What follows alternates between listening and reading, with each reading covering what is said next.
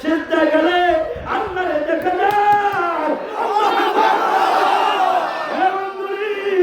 যেই বিদ্যা বলে আল্লাহকে চেনা যায়, যেই বিদ্যা বলে নবীকে দেখা যায়, যেই বিদ্যা বলে চোখের উপরে মদিনায় ঘুরে আসা যায়।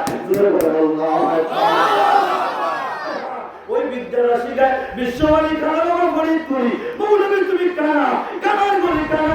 এর জন্য তুমি বোঝো না হাদিসও বোঝো না, কোরআন বোঝো না, খালি ভাল ভালো, খালি ভাল ভালো। ঠিক কিনা?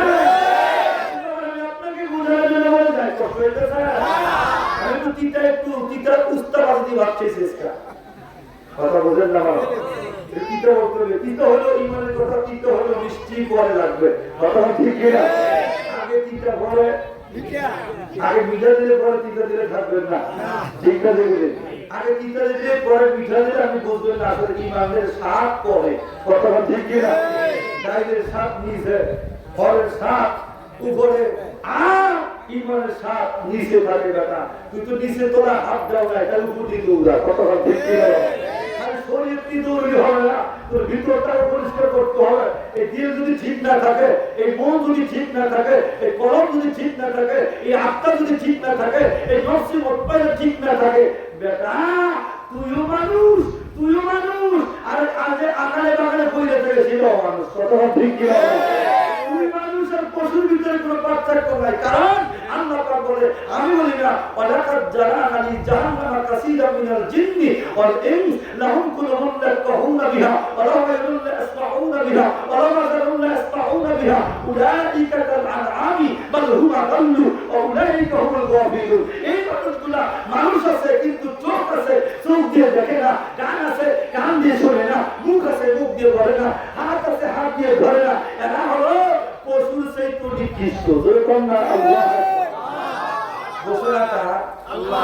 আরো ধরে, এই জন্য আমরা ওই পশু থেকে মুক্তি হওয়ার জন্য পীরের দরবারে গেছি। বোঝো না কথা, বোঝেন না আপনি? আমার ভিতরে পশু আত্মাটাকে দমন করার জন্য, নফসে আম্মারাকে দমন করার জন্য, নফসে মুতমাইন্না, নফসে লাওয়ামা, নফসে মুলহিমা, নফসে মুহাদ্দিসা, এটা জিন্দা করার জন্য ওলি আল্লাহর কাছে গিয়েছি। বেটা ওলি আল্লাহর কাছে গেলে বহুত জিন্দা হয়, মানুষ শুদ্ধ হয়, বাবা কুহুনি ময়লা দূর হয়ে যায়। আরে যে ব্যক্তি মুর্দাদের জিন্দা হয়ে যায়, হিরোদের জিরোদের হিরো হয়ে যায়, বেঈমান ইমানদার হয়। সুবহানাল্লাহ। ওলি আল্লাহ মানুষদেরকে বেঈমানি থেকে ইমানদার বানাইছে।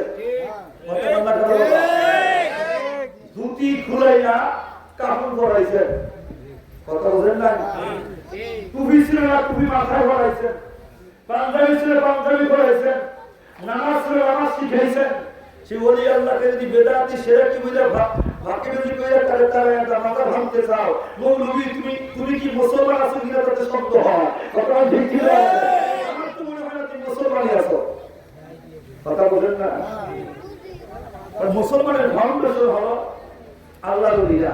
আল্লাহর ওলি আয়েশা ইসলাম কায়েম করেছেন ওলি আল্লাহ, তাকে বাদ দিয়ে ইসলাম থাকবে না। কত বলা করে ইসলাম থাকবে তাহলে লাগবে কি রাখবে না? তাহলে বলতেছি কষ্ট হয়ে একটু হজম করেন বাবা। আমি আয়াতটি কালিমা তিলাওয়াত করেছি, আয়াতের ভিতরে যারা ছেলে মানুষের কথা বলেছে কেন বলবো আমি এটা বোঝার জন্য আমি আপনাকে হাদিস খানা কাম দিয়েছি বা তাফসীর খানা আমি আপনার সামনে পেশ করতেছি বাবা।